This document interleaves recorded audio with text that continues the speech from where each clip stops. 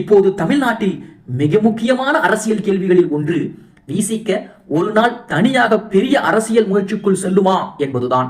இது உடனடியாக நடக்கக்கூடிய விஷயம் அல்ல, ஆனால் அரசியல் சாத்தியக்கூறாக மறுக்க முடியாத ஒன்று. காரணம், தமிழ்நாட்டில் புதிய தலைமுறை வாக்காளர்கள் அதிகரித்து வருகிறார்கள். பாரம்பரிய கூட்டணி அரசியலில் சோர்வும் உருவாகி இருக்கிறது. இந்த சூழலில் விசிக தன்னுடைய அடையாள அரசியலை புதிய வடிவத்தில் மீண்டும் கட்டியமைக்க முயற்சி செய்யலாம். அதே நேரத்தில் கட்சிக்குள் இன்னொரு பெரிய சவாலும் இருக்கிறது. விசிக இன்னும் பெரும்பாலும் திருமாவளவன் மைய அரசியலாகவே இருந்து கொண்டிருக்கிறது. கட்சிக்குள்ளே இரண்டாம் நிலை தலைமுறை மாநில அளவில் அதிகமாக உருவாகி இருக்கவில்லை. எதிர்காலத்தில் கட்சி நீண்டகால அரசியல் சக்தியாக இருக்க வேண்டும் என்றால் புதிய தலைமுறை தலைவர்களை உருவாக்க வேண்டிய கட்டாயம் இருக்கும். குறிப்பாக மாணவர்கள், இளைஞர்கள், பெண்கள், சமூக ஊடக செயல்பாட்டாளர்கள் ஆகியோரிடம் புதிய தலைமுறை முகங்கள் உருவாக வேண்டும். தமிழ்நாட்டில் எதிர்கால அரசியலில் தலித் வாக்கு என்பது மிக முக்கியமான தீர்மான சக்தியாக மாறலாம்.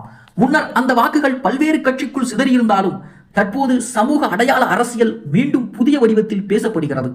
இதனால் விசிகாவிற்கு இன்னும் பெரிய வாய்ப்பு இருக்கத்தான் செய்கிறது. ஆனால் அந்த வாய்ப்பை பயன்படுத்த வேண்டுமென்றால் பழைய கூட்டணி அரசியல் கணக்குகளை தாண்டி புதிய அரசியல் மொழியை உருவாக்க வேண்டும்.